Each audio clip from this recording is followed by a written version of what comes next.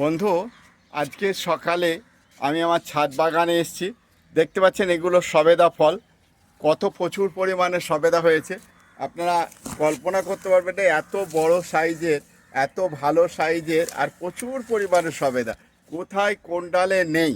আর এই সবেদাটা দেখতে পাচ্ছেন কীরকম একটা টপেতে লাগিয়েছি, একটা বালতিতে, প্লাস্টিকের বালতিতে।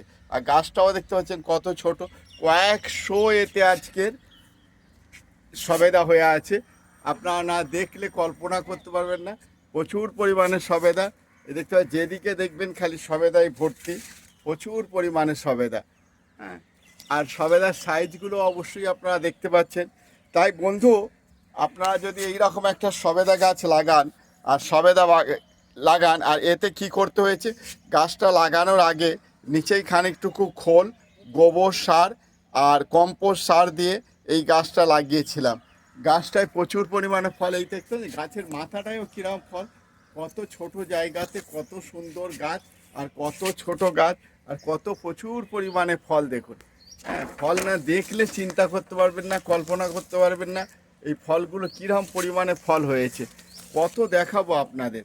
তো বন্ধু, আপনারা ইচ্ছা করলে এই রকম বাড়িতে একটা করে গাছ লাগান আর প্রচুর পরিমাণে ফলন পান। বন্ধু, এই বলে আমি আমার বক্তব্য শেষ করছি। গাছের টবটা একবার ভালো করে দেখে নিন, গাছটা দেখে নিন।